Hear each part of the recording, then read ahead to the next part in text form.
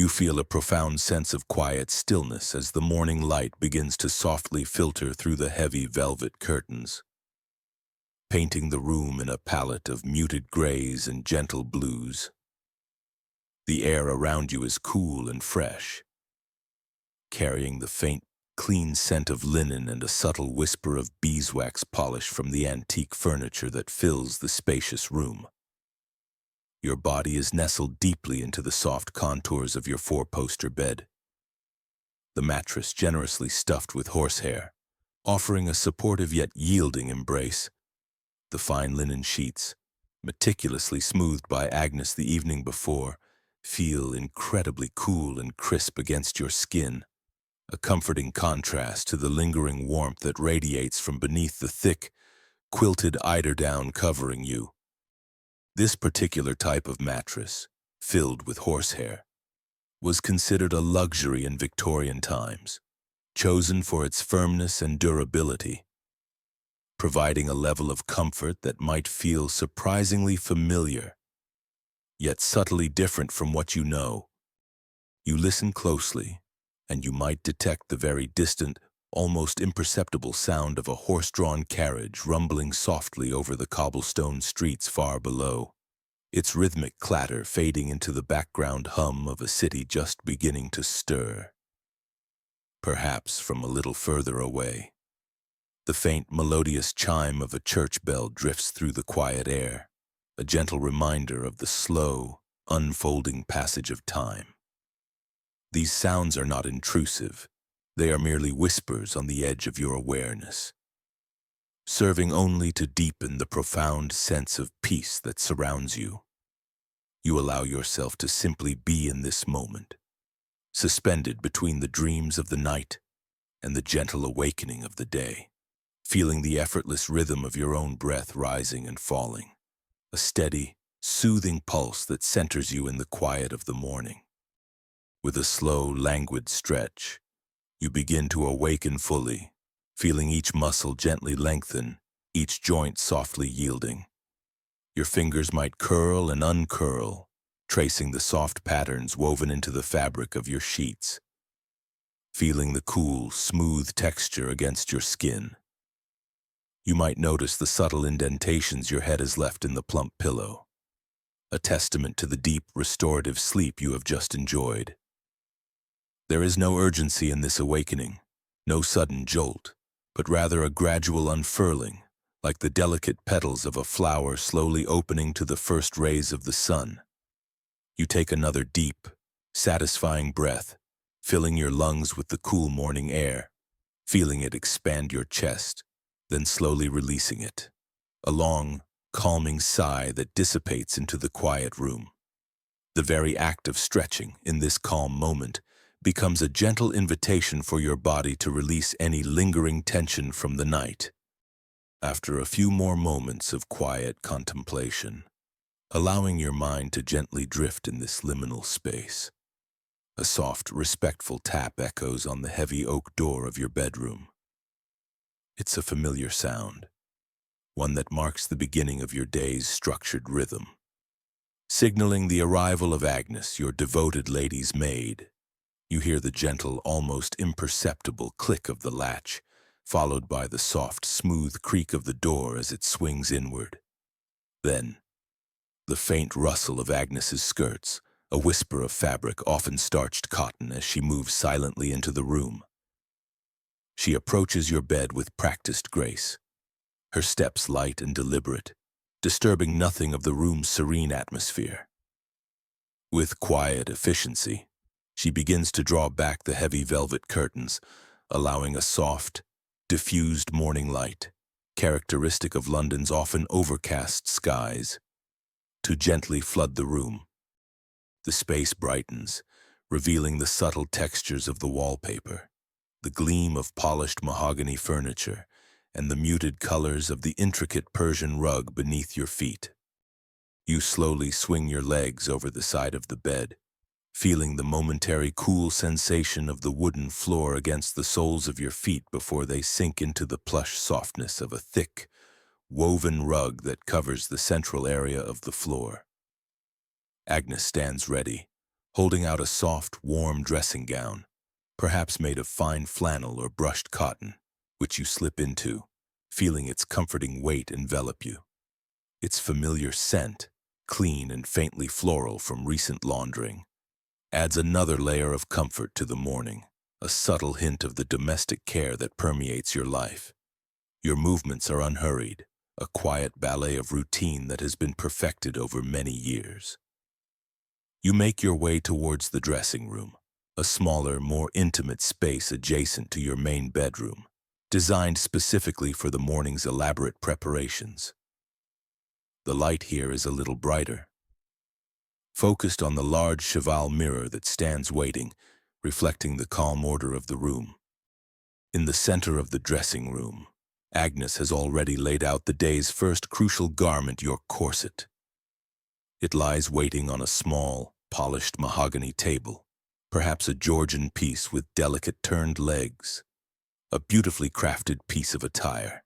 You observe its intricate structure, perhaps made of a smooth dove-gray sateen or a pristine white coutil, a strong cotton fabric specifically designed for corsetry. It's reinforced with slender, carefully placed whalebone stays. Actual whalebone, not steel, providing a surprising flexibility and resilience, and threaded with delicate, yet remarkably strong, lacing cords. You note the precise stitching, the meticulous craftsmanship that went into creating this essential foundation of your Victorian silhouette. Agnes approaches you with the corset in hand, her expression serene, her movements imbued with a quiet purpose, as if performing a sacred ritual. You turn your back to her, standing tall and still, your posture already unconsciously straightening in anticipation. She gently wraps the corset around your torso, aligning it precisely with the curve of your back. You feel the cool, firm fabric pressing against your back and sides, a subtle coolness that quickly gives way to the warmth of your own body. Then, she begins the methodical process of lacing from the back. You take a slow, deep breath, feeling the initial gentle pressure around your waist as the first sections of the laces are drawn taut. Agnes's fingers, nimble and experienced from years of practice, work with remarkable dexterity. You hear the faint, rhythmic whisper of the laces as they slide through the dozens of metal eyelets. Tiny, gleaming rings embedded in the fabric, a soft, almost hypnotic sound that punctuates the quiet of the room. It's a steady, consistent rhythm, a testament to the countless times Agnes has performed this exact task for you and perhaps for your mother before you. With each careful pull, you feel the corset gradually, incrementally, tightening around your midsection. It's a sensation that becomes intimately familiar, a constant, firm embrace that shapes your figure to the fashionable 18-inch waist so prized in this era. There is no abruptness, no sudden constriction, but rather a slow, measured compression that feels almost like a gentle hug.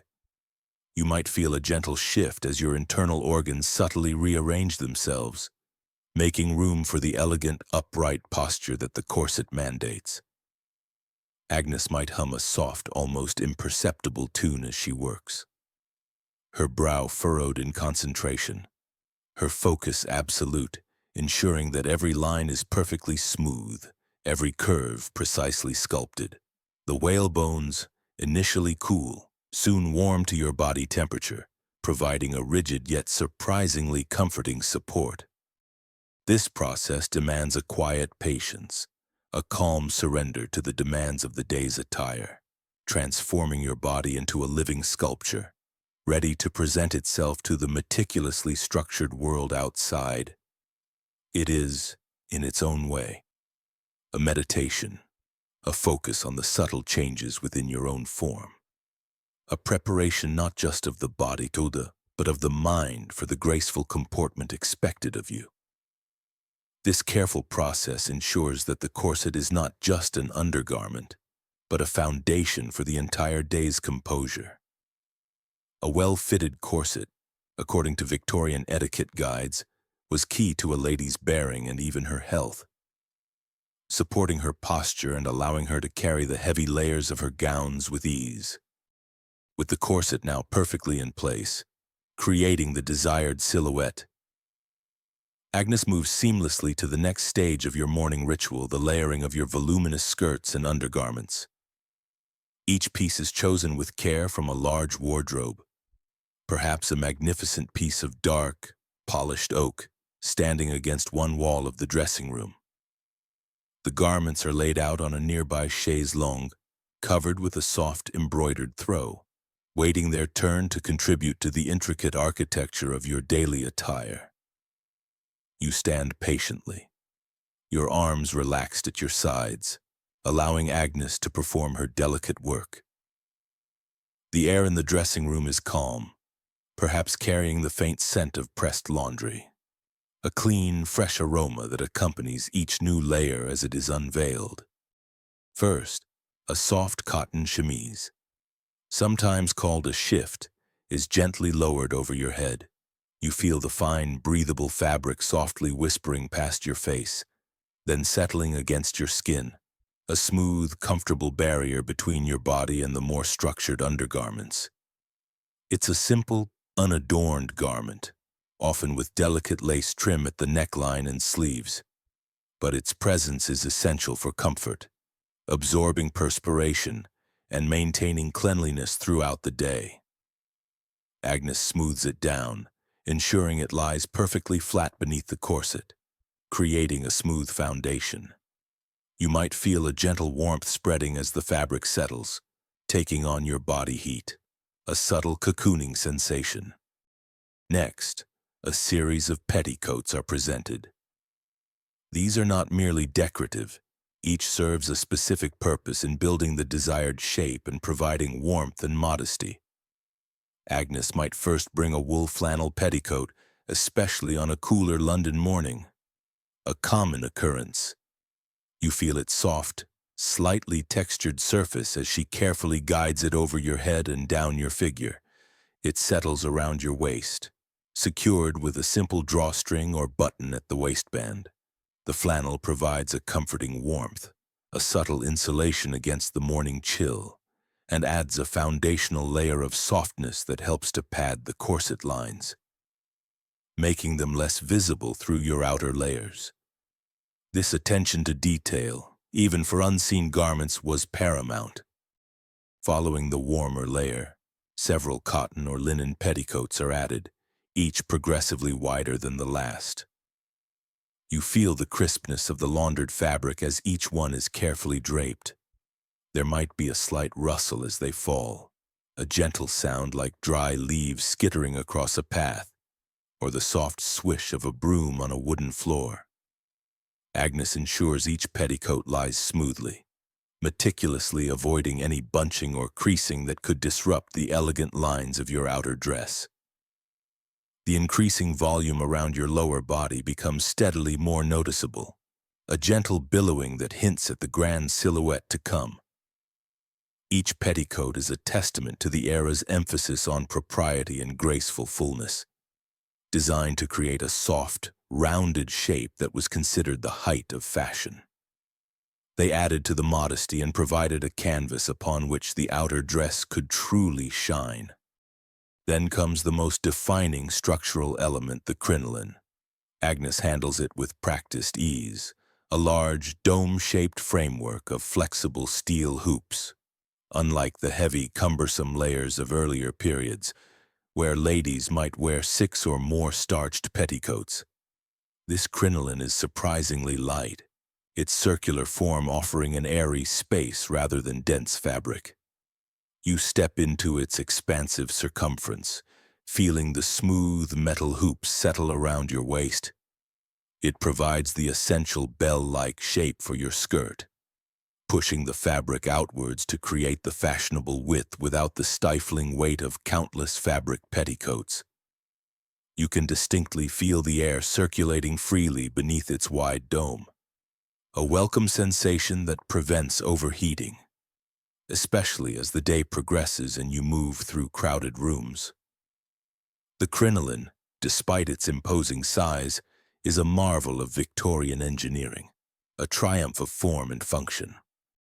It allows for the grand sweep of the skirts with a surprising sense of lightness, a testament to the era's innovative approach to fashion that sought to combine grandeur with a degree of practicality. It's an almost architectural wonder of fabric and steel. Finally, Agnes selects your morning dress for the day. Today it is a delicate pale blue, perhaps made of fine silk or a soft, lightweight wool, chosen to complement your complexion and the occasion a subtle nod to the preferred color mentioned by Mr. Blackwood. You feel the luxurious weight of the fabric as Agnes carefully lifts it, guiding your arms through the long, fitted sleeves. The material is cool and smooth against your skin, then warms gently as it settles over your body, conforming to the lines of your corset and the billow of the crinoline. She turns you slightly, expertly maneuvering the voluminous fabric, and you feel her nimble fingers beginning the methodical process of fastening the countless tiny self-covered buttons that run up the back of the dress. Each button is meticulously passed through its corresponding buttonhole, a soft, repetitive click that punctuates the silence, creating a rhythmic, almost hypnotic sound, nautic. It's a precise, almost meditative task, demanding unwavering focus from Agnes to ensure that every single button aligns perfectly, creating a seamless, elegant line down your spine. This level of detail, though hidden, speaks to the high standards of Victorian dressmaking. As the last button is fastened, the dress settles, falling gracefully over the expansive crinoline, creating a voluminous, elegant skirt that pools around your feet. You can faintly smell the fresh scent of the laundered fabric, perhaps a subtle hint of starch or even a light floral water, adding to the crispness of the ensemble. The entire garment feels light yet substantial, a beautiful shell that encases you, preparing you for the world. Though grand in appearance, this elaborate attire dictates a particular manner of movement.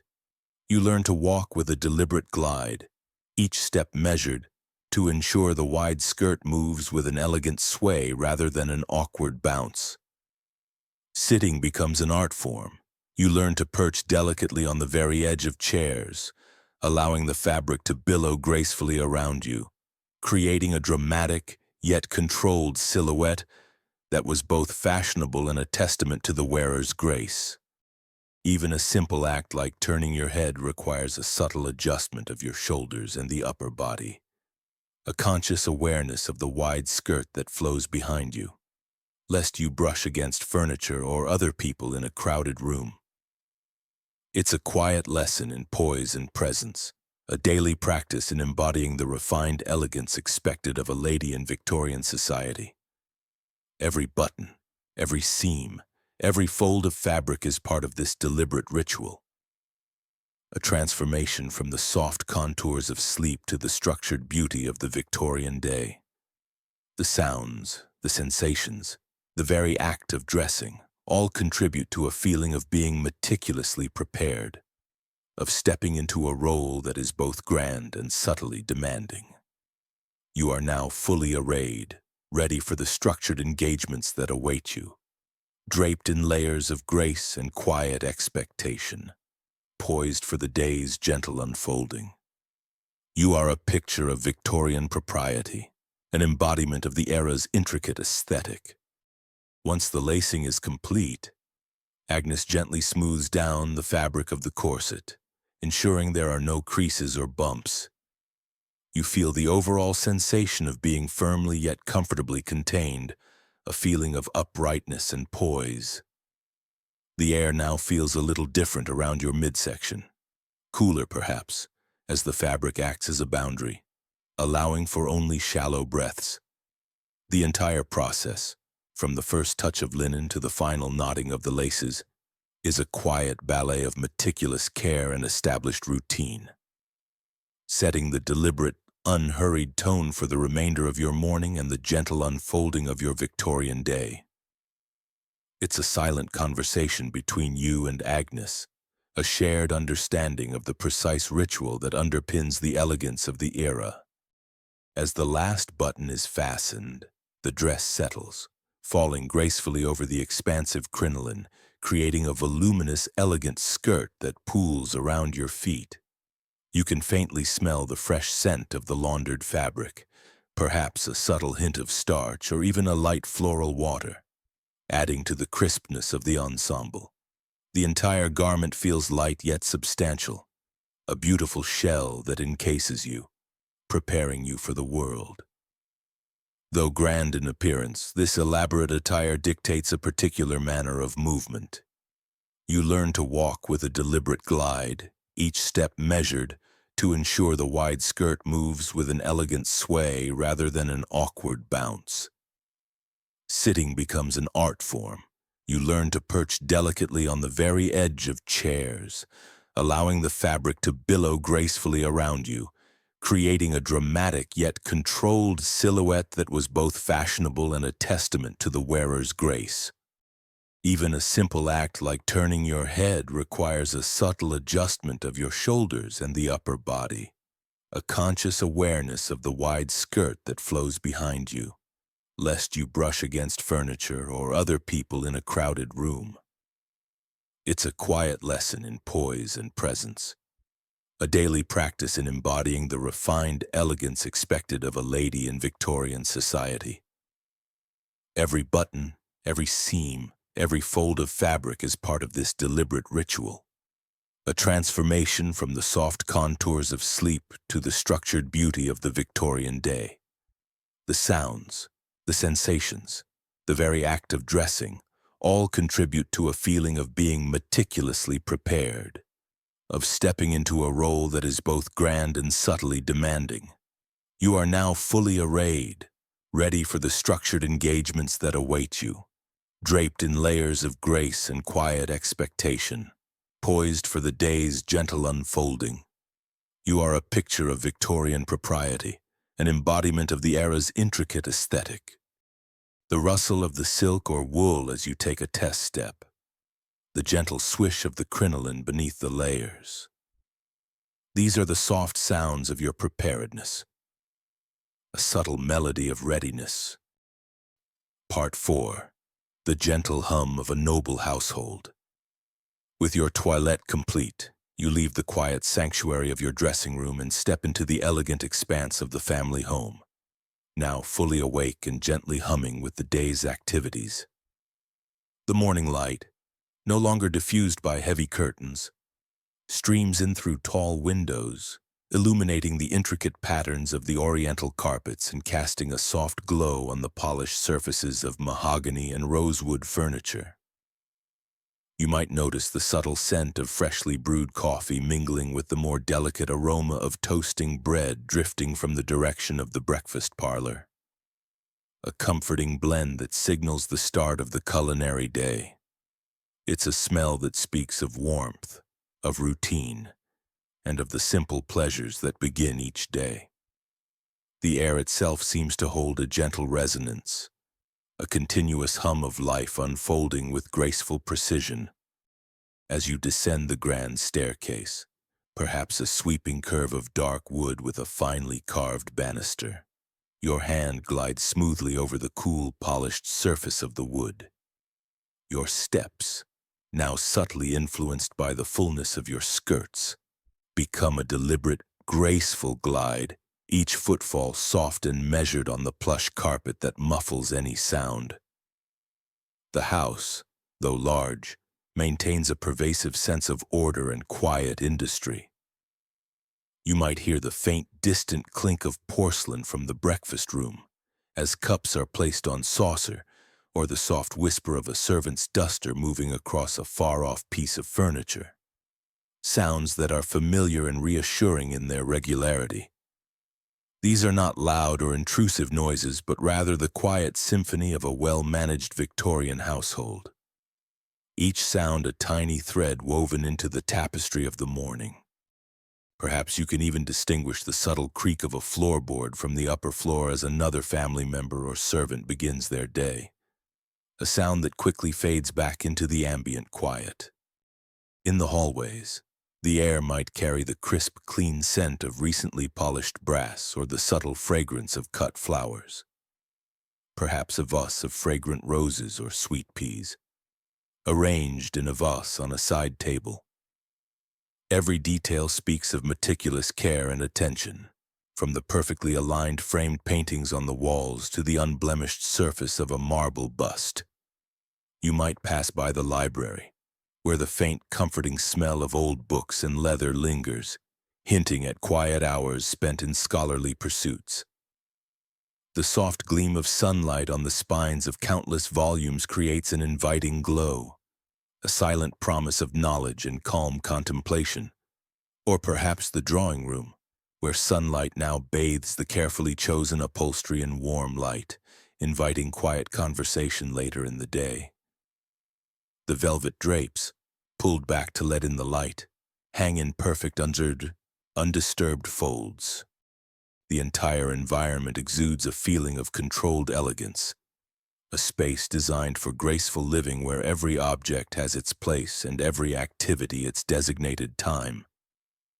There is a sense of enduring history in the very walls, a quiet pride in the family's lineage, subtly reflected in the portraits of ancestors hanging in the gallery. As you make your way through the house, you may encounter other members of the household, perhaps your mother, already dressed for her morning calls, her own presence a testament to Victorian decorum. Her silk gown might make a faint, dignified rustle as she moves, her scent a gentle perfume of lavender and rose. Or, a little further down, you might hear the soft, hesitant notes of a pianoforte from the music room, a younger sibling perhaps, beginning their morning practice. These encounters are brief, marked by polite greetings and soft exchanges, each interaction flowing seamlessly into the next, maintaining the calm rhythm of the morning. There is a sense of predictability, a comforting understanding of roles and routines that underpins the daily life within these walls. The distant rumbling of carriages from the street outside serves as a gentle reminder of the wider city. But within these walls, time seems to unfold at a more deliberate pace, guided by tradition and an unspoken agreement of tranquility. This controlled environment, steeped in custom and quiet expectation, prepares you not just physically but mentally for the structured social interactions that will define your day.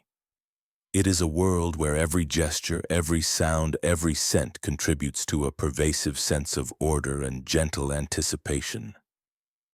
The quiet efficiency of the staff, moving like shadows, ensures that this tranquil atmosphere remains undisturbed. The soft click of a clock ticking in the grand hall, a steady measured beat, underscores the unhurried progression of the morning. You are enveloped in a calm that seems to stretch back through generations, a legacy of quiet elegance. As the last echoes of the household's gentle waking hum fade, you find yourself ready for the first formal engagement of your day, the morning meal. You arrive in the breakfast parlor, a bright and inviting room where the sunlight, no longer just a promise, now streams through tall, uncurtained windows, bathing the space in a warm, inviting glow. The very air in the room feels different here, lighter, perhaps even carrying a subtle, crisp freshness that distinguishes it from the enclosed warmth of your dressing room. The sounds that greet you are soft and welcoming, the gentle rustle of a turning page from a newspaper, perhaps held by your father, and the quiet, contented sighs of family members already settled. The air is alive with the gentle, comforting sense of a morning feast. The rich, earthy aroma of freshly brewed coffee, mingling delightfully with the sweet, delicate fragrance of toasting bread just pulled from the hearth, and the bright, citrusy notes of marmalade, perhaps homemade from Seville oranges. These smells intertwine to create a sensory tapestry that invites you to linger and savor the moment, a silent promise of nourishment and comfort. It's a scent combination that speaks of tradition and the simple, profound pleasures of a well-ordered home, creating a subtle feeling of security and well-being.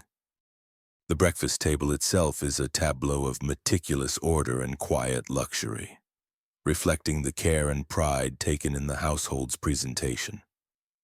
Gleaming porcelain plates, perhaps adorned with delicate gold rims or intricate hand-painted floral motifs, climbing roses, delicate forget-me-nots, or sprays of lily-of-the-valley, rest upon a crisp white linen tablecloth, its surface pressed smooth and unblemished, providing a pristine canvas for the elegant meal. Silver cutlery, polished to a brilliant shine, reflects the morning light in tiny dancing sparks, arranged precisely beside each place setting, a testament to the diligent hands that prepared them. In the center, a delicate bone china teapot, perhaps an heirloom passed down through generations, steams gently, its warmth a silent promise of comfort. Beside it, a matching silver sugar bowl, its surface gleaming, and a small, elegant cream pitcher stand ready, completing the refined arrangement. You might notice the small, carefully folded linen napkins, each a miniature work of art in its simplicity, waiting to be unfolded.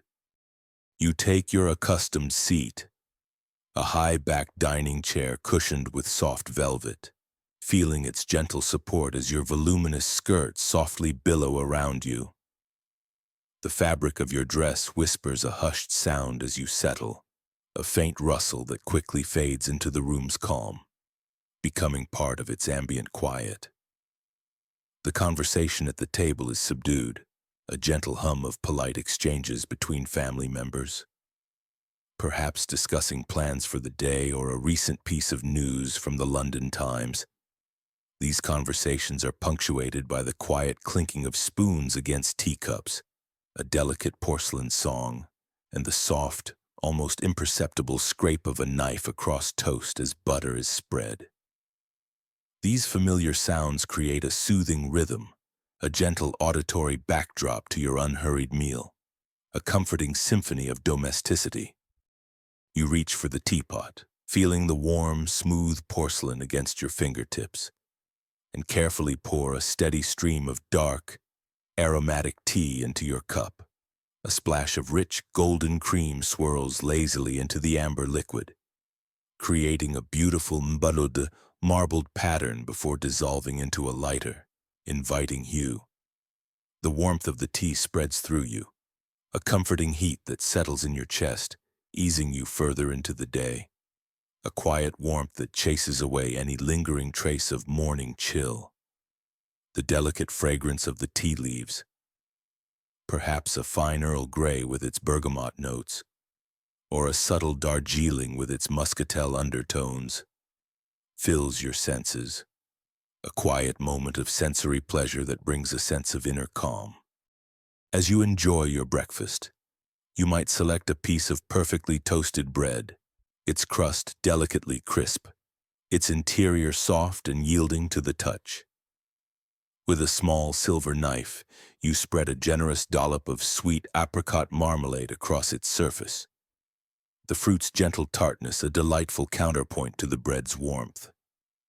Perhaps you also choose a light, flaky scone, its buttery aroma mingling with the marmalade, a simple yet satisfying treat that speaks of home and tradition, a quiet indulgence. This unhurried start to the day is a deliberate choice, reflecting the Victorian emphasis on measured pace and quiet contemplation before the more demanding social engagements begin. There is no rush, only the smooth progression from one pleasant moment to the next, each detail unfolding with a serene inevitability. The soft morning light paints intricate patterns on the tablecloth, tracing the delicate weave of the linen, creating a serene atmosphere that invites you to savor each bite, each sip, each quiet thought. You feel a deep sense of contentment, a quiet satisfaction in the predictable elegance of your surroundings, a profound peace that permeates your very being, preparing you for whatever the day may hold with a calm and ready spirit. As the last remnants of breakfast are cleared by the silent and efficient staff, and the gentle hum of the parlor begins to fade, your attention naturally turns to the preparations for your first outing. The morning call, or perhaps a visit to a favored milliner, awaits. You gracefully retire to the drawing room, a slightly more formal space than the breakfast parlor, yet still infused with a sense of comfortable elegance. Here, the light is perhaps a touch softer, filtered through delicate lace curtains that diffuse the sunlight into intricate, dappled patterns on the polished wooden floors.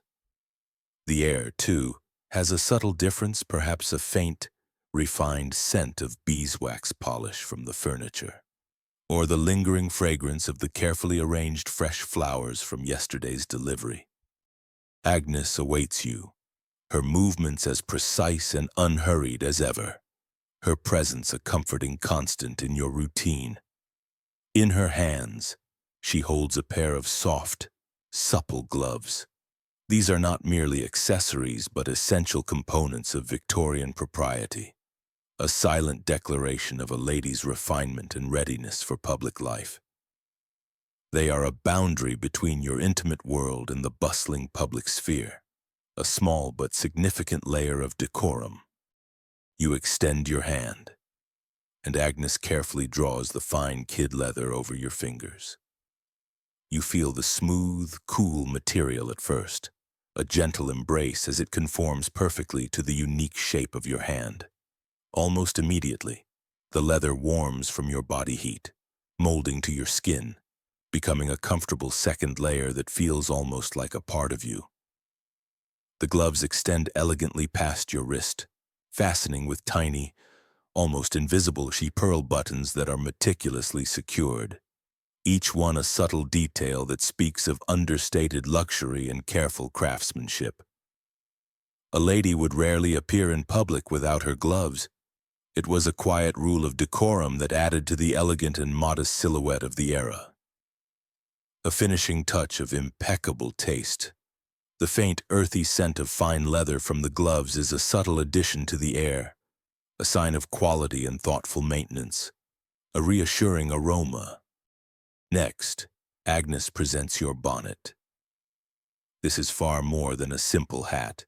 It is a meticulously crafted piece of millinery, designed to delicately frame your face while providing both modesty and protection from the elements. You feel the crisp straw of its carefully woven structure, or perhaps the soft silk of its carefully draped form. It might be adorned with silk ribbons that shimmer subtly in the light, their colors chosen to complement your morning dress, or a tiny sprig of artificial flowers, perhaps violets or primroses, their colors muted and lifelike, adding a touch of natural beauty to your ensemble. Agnes carefully positions the bonnet on your head, ensuring it sits at the precise angle that is both fashionable and perfectly complements your features and hairstyle. The long, delicate ribbons are then tied neatly under your chin, forming a soft, symmetrical bow that gently secures it in place. A final delicate knot that completes the headwear. The brim of the bonnet offers a subtle, pleasant shade, softening the outdoor light that will soon greet you, making the world outside feel a little gentler. You can almost feel the lightness of the straw, or the smooth coolness of the silk, against your hair and temples, a gentle pressure that feels just right. The delicate rustle of the ribbons as they are tied is a soft, fluttering sound, like a gentle breath, a final whisper of preparation. Finally, your parasol is offered. This indispensable accessory is not for rain, but a crucial shield against the sun's rays, a vital element of elegance and protection for any lady venturing outdoors in the Victorian era. You take the slender, polished wooden handle in your gloved hand, feeling its smooth, cool surface beneath your fingertips. The silk canopy, perhaps a delicate pale blue like your dress or a complementary shade of cream or ivory, is tightly furled, its neat folds promising elegant deployment. You know it is ready to be unfurled with a gentle click of its mechanism at the opportune moment, a small sound that signifies readiness. The parasol is both a practical item and a graceful extension of your ensemble, adding to the elegant line of your posture, a vertical accent to the horizontal sweep of your skirts. With each of these items, a sense of quiet completeness settles over you, a readiness for the world beyond your home.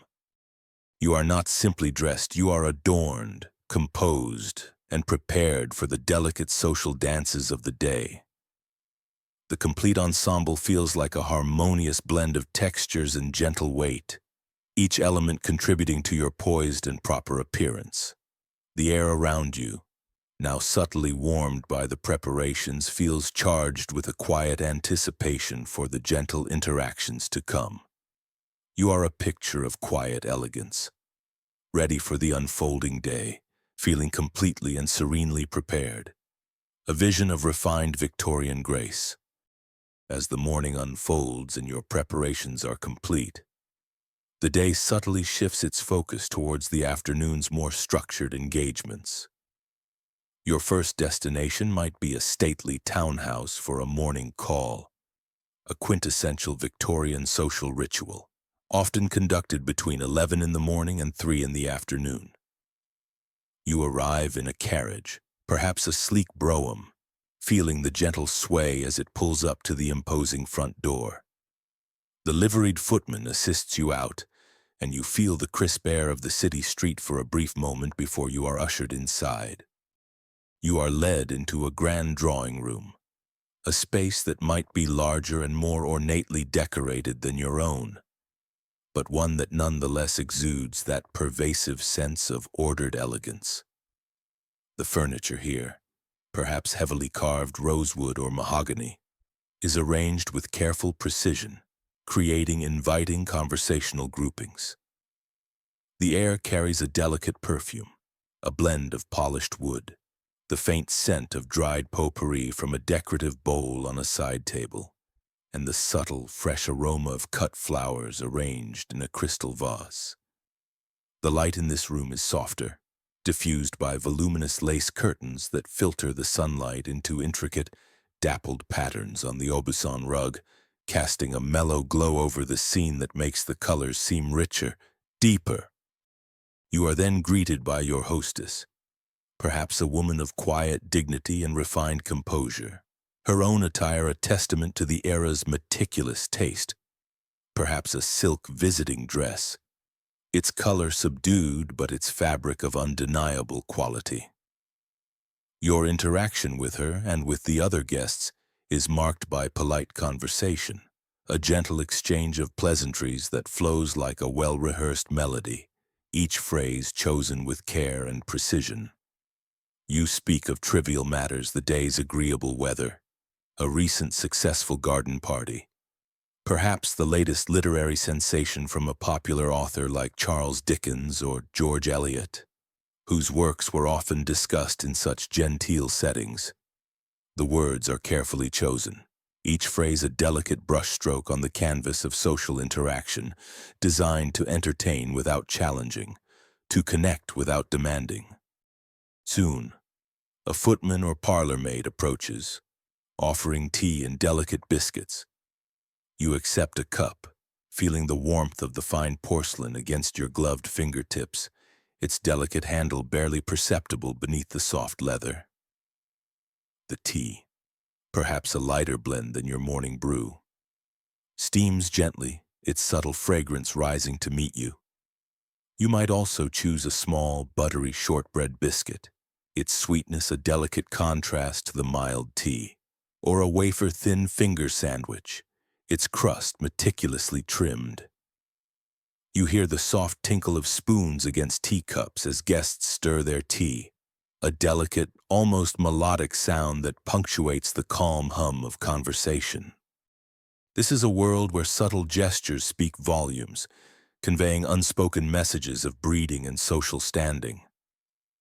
The way a fan is held, partially opened or gently waved, the precise angle of a head tilt when listening intently, the gentle incline of a seated posture, back perfectly straight, without stiffness, all are small cues in a silent language of decorum. You observe these nuances in others, and without conscious thought, your own movements adapt, becoming even more graceful, more measured, a reflection of the refined environment. You feel the subtle presence of your crinoline, gently swaying with each slight shift in your seat, reminding you of the grand silhouette you present. Your gloved hands rest lightly on your lap, or perhaps you gesture subtly as you speak, the soft kid leather a familiar and comforting touch against your skin.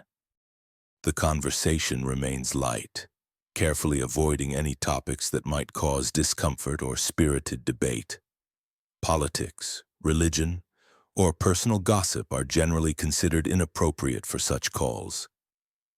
It is a time for connection, for maintaining social ties through pleasant, undemanding interaction, reinforcing the intricate web of polite society. You might hear the quiet rustle of silk as another guest adjusts their position in a nearby armchair, or the faint whisper of conversation from across the room, all blending into a soft, murmuring background soundscape that creates a soothing atmosphere. The steady, rhythmic tick-tock of a grandfather clock in the corner, its polished wood gleaming, might offer a gentle, comforting rhythm, marking the unhurried passage of time.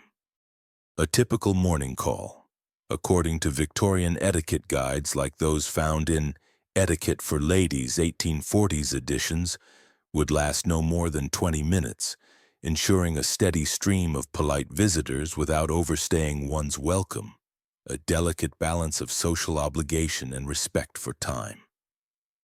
The light shifts imperceptibly, casting ever-changing shadows on the intricate patterns of the rug beneath your feet, creating a subtle visual dance in the quiet room.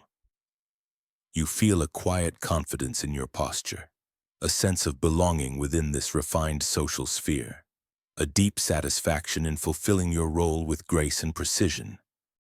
As the afternoon engagements, including your morning call, draw to a close, you find yourself making your way back home. The air outside might have warmed slightly, perhaps carrying a faint, pleasant earthiness from the London parks or the distant, almost imperceptible scent of coal smoke from the city's myriad chimneys. The sunlight may feel a little more direct now, a brighter, less ethereal glow than the morning's diffused light, though still softened by the gentle canopy of your parasol. The sounds of the street remain, but perhaps with a slightly different character, the midday bustle now giving way to the gentler hum of early afternoon, with fewer delivery carts and more leisurely carriages. You might notice the shadows lengthening just a touch, stretching across the cobblestones and garden walls, a subtle visual hint that the day is gracefully progressing towards evening.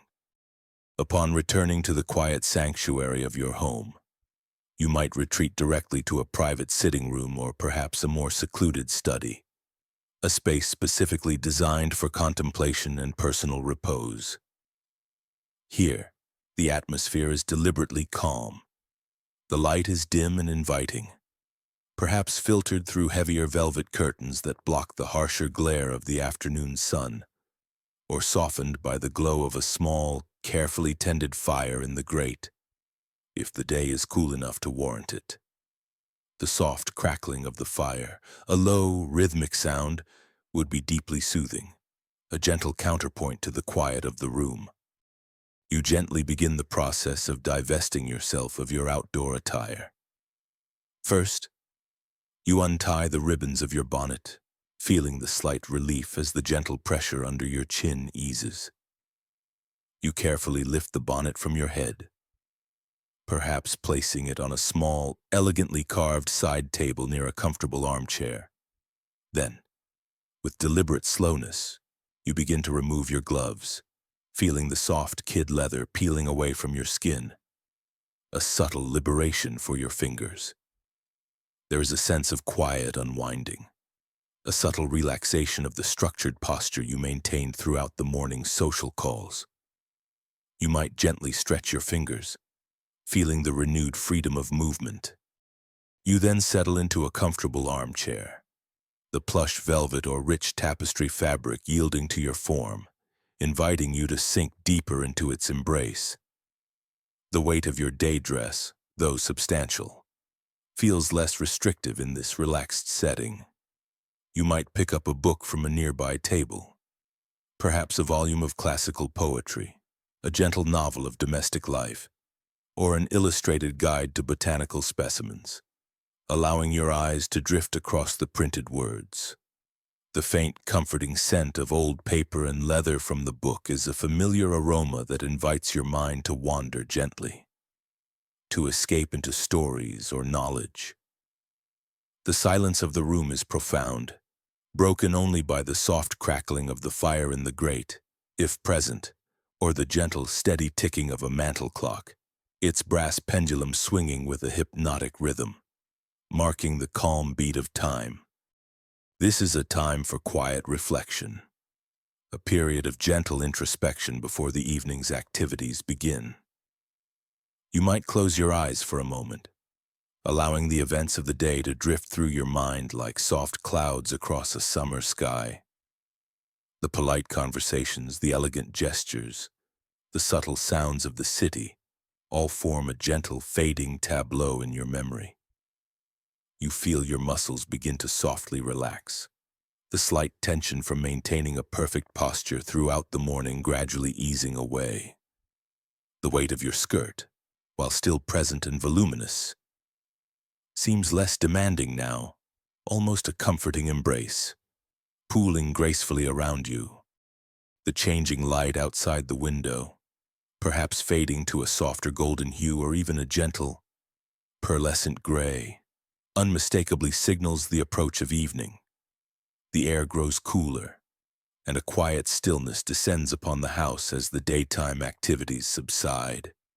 You might hear the faint sounds of the household preparing for dinner, a distant clatter of pots from the kitchen below, the muted ring of the dinner bell at the appointed hour, or the soft footsteps of servants moving about their duties, all muffled and distant, blending into the background hum of the home, a gentle reminder of the transition to another part of the day's schedule.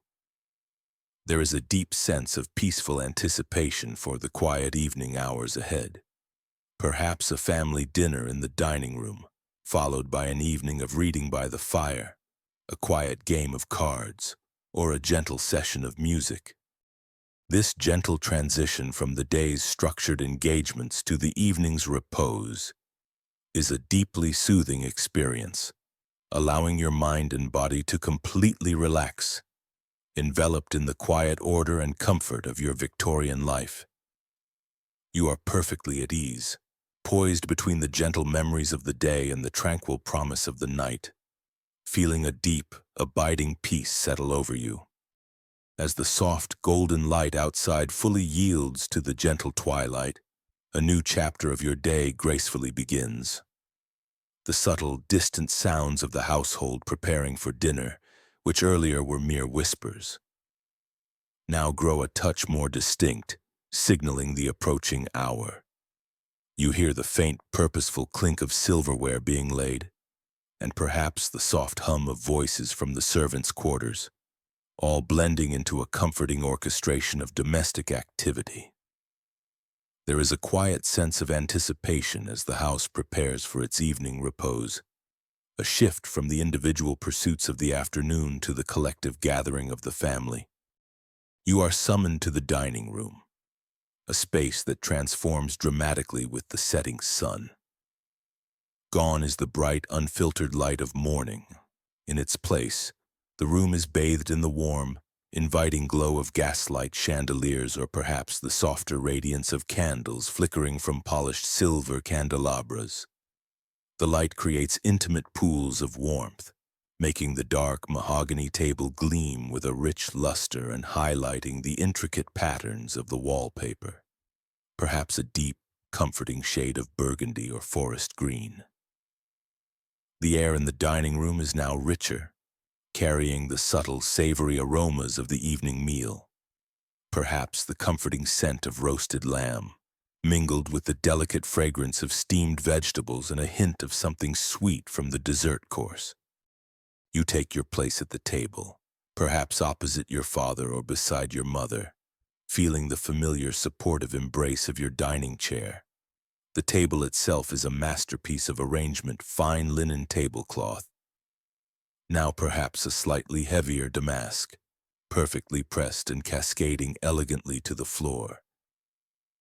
Dinnerware, different from the morning's porcelain, might be of a finer quality, perhaps gilded or elaborately rimmed, reflecting the formality of the evening meal. The conversation during dinner is more substantial than that of the morning call.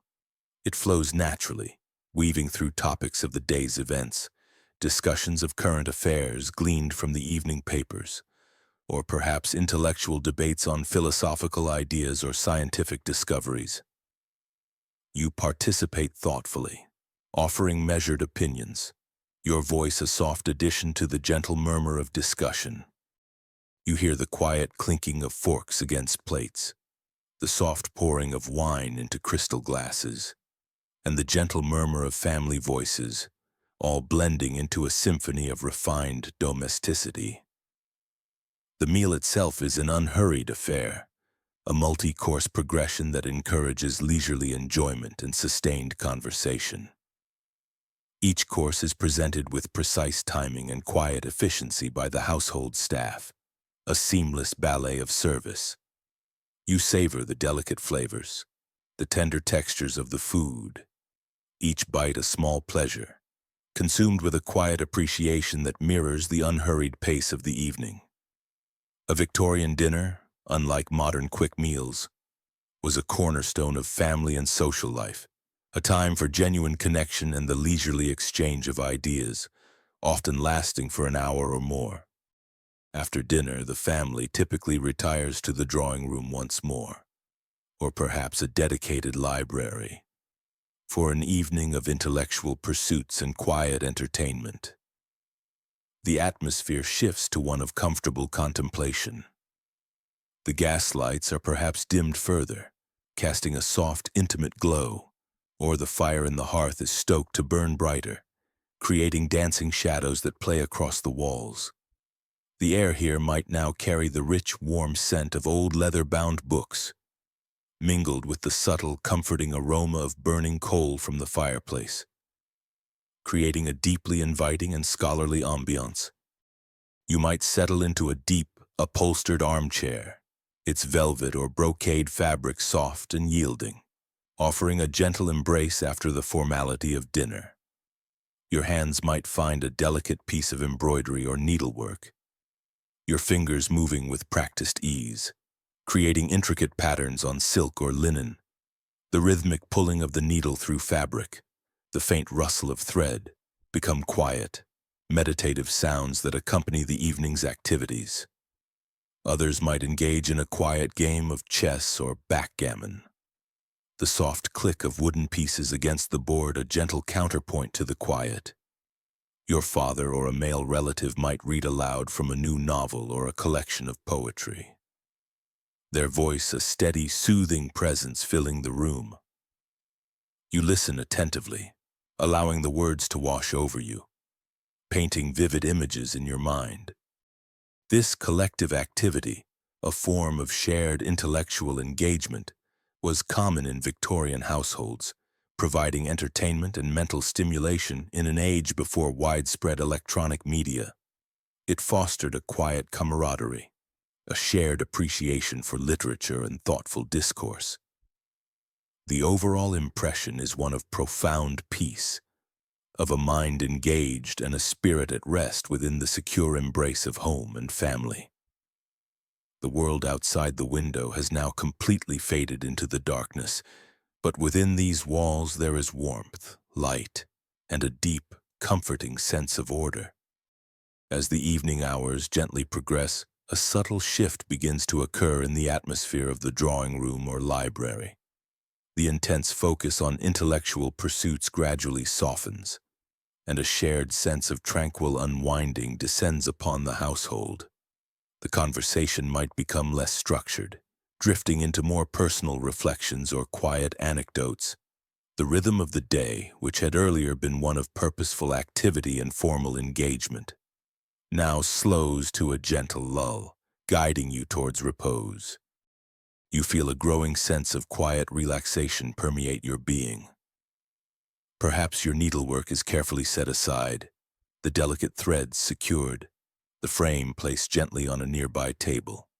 You might lean back into the deep cushioning of your armchair, feeling the plush fabric yield to the contours of your body, a luxurious softness that invites complete surrender.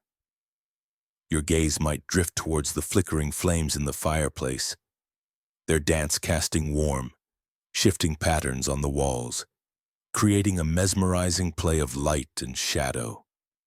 The gentle hiss and crackle of the burning logs fill the silence, a primal, comforting sound that speaks of warmth and security, a natural lullaby. The air, now slightly warmer from the sustained fire, carries the subtle, comforting scent of wood smoke and old books, a deeply calming blend that signals the close of the day. The time for farewells arrives gently. You offer quiet good nights to your family members, your voice soft and imbued with the quiet warmth of shared companionship. The sounds of the house begin to quiet further, distant footsteps become more muted. Doors close with soft, almost imperceptible clicks, and the overall hum of the household gradually diminishes into a profound stillness. Each sound fades like a note in a dying melody, leaving behind a tranquil silence that invites peaceful rest. You make your way to your bedroom, the familiar path now illuminated by the soft glow of a small lamp carried by Agnes, or perhaps the moonlight filtering through hallway windows, casting long, ethereal shadows. The air in the hallway might be cooler than the drawing room, a crisp hint of the night outside. Upon entering your bedroom, the peacefulness deepens. The chamber is prepared for your rest, perhaps with the heavy velvet curtains already drawn, creating a cocoon of privacy and darkness. The scent of lavender, perhaps from a sachet placed beneath your pillow, or the faint, clean aroma of freshly laundered linen from your sheets, fills the air, a delicate and calming fragrance. Agnes, ever attentive, might already be there, ready to assist you. You begin the leisurely process of disrobing, shedding the layers of your evening dress. You feel the heavy fabric of your gown slip gracefully from your shoulders, the rustle of silk or wool a soft whisper in the quiet room. The corset is unlaced, and you feel the immediate, gentle release of pressure around your midsection, a sensation of profound ease and freedom. Your body sighs in quiet gratitude as the constricting layers are removed. The voluminous petticoats are carefully lifted away, one by one, their soft swish a diminishing sound as they are placed on a nearby chair. Finally, you slip into a soft, unadorned nightgown made of fine cotton or linen, feeling the smooth, cool fabric against your skin, a comforting contrast to the structured garments of the day. This simple garment feels light and liberating, signaling the complete transition to the private, restorative hours of night. You then approach your bed, a grand four-poster perhaps, draped with soft sheer hangings that add to the sense of an enclosed safe haven. You pull back the heavy eiderdown quilt and crisp linen sheets, feeling the cool, inviting touch of the fabric against your bare skin. As you recline, your body sinks gently into the soft feather mattress, molding perfectly to your form. The sounds of the world outside are now utterly distant, replaced by the rhythmic beat of your own heart, growing steadily calmer. The air in the room, cool and fresh, helps to lull you further. You pull the covers up to your chin, feeling their comforting weight settle over you, a profound sense of warmth and security enveloping your entire being. Your body, now free from the day's structural demands, feels utterly relaxed and heavy against the mattress. Your breathing deepens, Each inhale a gentle wave of calm, each exhale a soft release of any lingering tension. Your mind, too, begins to quiet, the thoughts of the day slowly drifting away like wisps of smoke. You are aware only of the soft, rhythmic rise and fall of your chest, the comfortable warmth of the bed, and the deep, pervasive peace that has now fully embraced you. You drift into a deep, restorative slumber, a gentle, dreamless sleep that carries you through the quiet hours of the Victorian night, ready to awaken refreshed for another day. As the last conscious thought of your Victorian day gracefully dissolves, and your body utterly compliant, fully surrenders to the soft, enveloping embrace of the feather mattress, you begin your descent into the quiet depths of sleep. This transition is not a sudden, abrupt fall, but rather a gentle, fluid sinking, as if you are being lowered softly and seamlessly onto an ethereal cloud woven from pure quietude. The sensation of the mattress molding perfectly to every curve and contour of your form becomes profoundly complete, transforming your bed into a soft, dark cocoon that holds you securely within the boundless stillness of the night. The substantial weight of the heavy eiderdown quilt and the crisp, cool touch of the linen sheets, drawn up warmly to your chin, form a comforting, protective boundary, a delicate veil between your now sleeping self and the expansive, hushed world of the nocturnal hours. The cool, fresh air of the room, circulating with an almost imperceptible whisper, seems to breathe around you, a soft, soothing exhalation that lulls you even deeper into the welcoming embrace of repose. In this profound, restorative slumber, the entire external world, beyond the immediate confines of your bedroom, and even the conscious awareness of your own physical being, gently recedes, dissolving into a serene and distant background. The rhythmic beat of your own heart, which had been a gentle, persistent presence moments before the onset of sleep, now becomes utterly imperceptible, its soft thrum completely absorbed into the vast, encompassing stillness of unconsciousness. Your breathing, already deep, even and profoundly calm, continues its steady, peaceful rhythm, a silent and unceasing testament to the inherent wisdom and tireless work of the body as it engages in its nightly ritual of rejuvenation.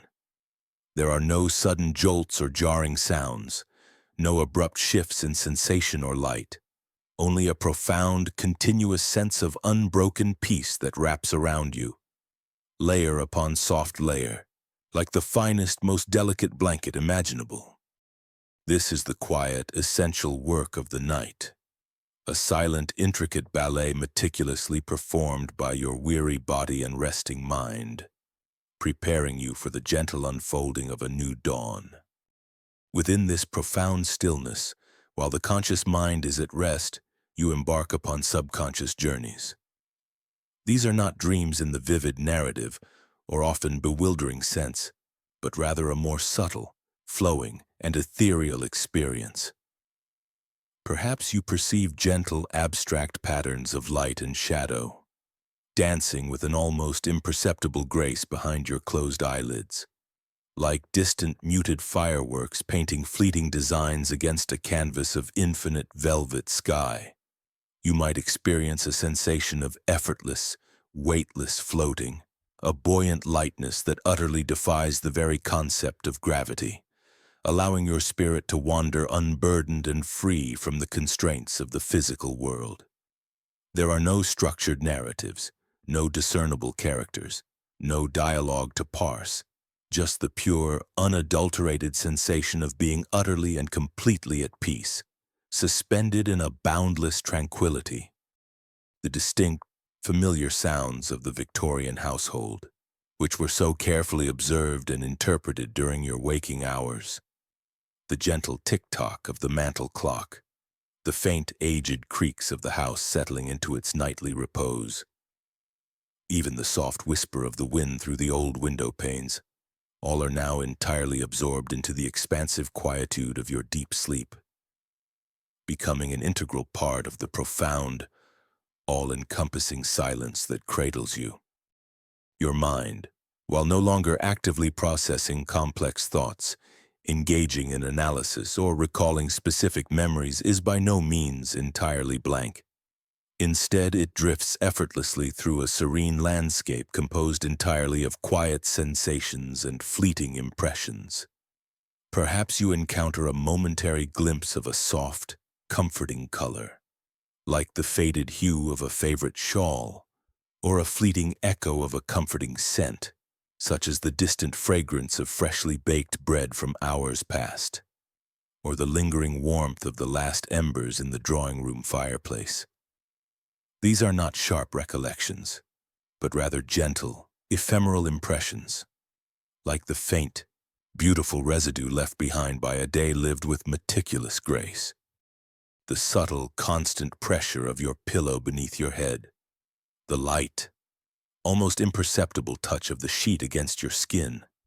These tactile sensations, too, gradually dissolve into a vast, comforting nothingness, allowing for true, complete, and unhindered rest.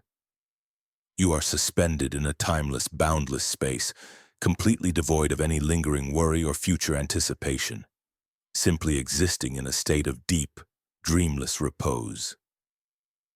This profound tranquility is the very essence of restorative sleep, allowing your mind to cleanse itself of the day's gentle demands, to reset, and to prepare with serene efficiency for the quiet renewal of another Victorian day. From the timeless, boundless depths of this profound and utterly tranquil rest, a subtle, almost imperceptible shift gracefully begins to occur.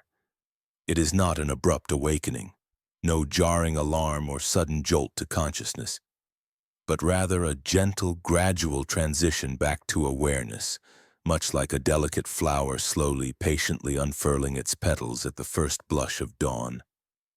The deepest, most restorative layers of sleep begin their slow, graceful recession, yielding gently to a faint, nascent awareness of your immediate surroundings. The very first sign might be a subtle, almost ethereal lightening behind your eyelids, even before you consciously make the effort to open them, as if your inner vision senses the distant, nascent glow of the early morning light beginning to pierce the lingering darkness. This light, inherently soft and wonderfully diffused, gradually, patiently penetrates the heavy, drawn velvet curtains, painting faint, ethereal streaks of delicate gray and shimmering silver across the quiet expanse of your bedroom walls and ceiling. As this gentle, nascent light steadily grows, so too does your burgeoning awareness of the world gently re-enter your perception. You begin to perceive the subtle, familiar sounds of the house stirring, incredibly faint and distant at first, then gradually, beautifully becoming more distinct and tangible. Perhaps you discern the gentle, rhythmic clatter of a coal scuttle from a diligent servant attending to the morning fires in the hearths below, or the soft, muffled creak of an aged floorboard from someone moving quietly and purposefully downstairs, initiating the day's routines. These sounds are not at all intrusive or jarring. Instead, they serve as gentle, comforting, rhythmic indicators that the Victorian household is quietly and gracefully reawakening, beginning its intricate daily routines anew, just as it has for countless days before. The air in the room, though still wonderfully cool from the night, now carries a crisp, invigorating hint of fresh morning, a subtle, vital difference that distinguishes it from the deeper, more profound stillness of the night just past. You become aware of your own body once more, not with a sudden jolt, but with a gradual, profoundly pleasant reconnection. You feel the soft, yielding sensation of the feather mattress beneath you, its gentle, unwavering support a deeply comforting and familiar presence. The substantial yet comforting weight of the eiderdown quilt feels wonderfully warm against your body, a secure embrace. You might stretch languidly, slowly, feeling your muscles gently lengthen and awaken. a soft, satisfying release of the night's tranquil stillness from your limbs. There is a subtle, almost imperceptible shift in the corset that you know Agnes will soon help you don again. But for this precious moment, your body remains wonderfully free and gloriously unburdened. Your breathing deepens naturally, effortlessly, each slow, deliberate inhale filling your lungs with the clean, fresh morning air. A quiet and complete rejuvenation of your entire being. As you slowly, languidly open your eyes, the room gradually comes into soft focus, re-emerging from the lingering shadows. The familiar comforting patterns of the wallpaper, the dark, rich gleam of the polished furniture, the delicate drape of the heavy velvet curtains. All these elements re-emerge from the gentle gloom, gradually regaining their distinct forms, textures, and muted colors in the soft, diffused morning light. The quietude of the room remains profound, a gentle, welcoming hush that invites you to linger just a moment longer in this precious interval of peaceful transition. You feel a remarkable sense of refreshment and profoundly renewed energy, a quiet, deep wellspring of vitality that has been completely replenished during your deep, restorative slumber. The lingering weariness and any faint vestiges of the previous day have completely dissipated, leaving behind only a feeling of exquisite lightness and an eager, serene readiness for the day ahead. A quiet, steady sense of anticipation begins to stir gently within you. It is not a rush, nor an urgency that would disturb your newfound tranquility, but a calm, unwavering excitement for the gentle, predictable unfolding of the day ahead.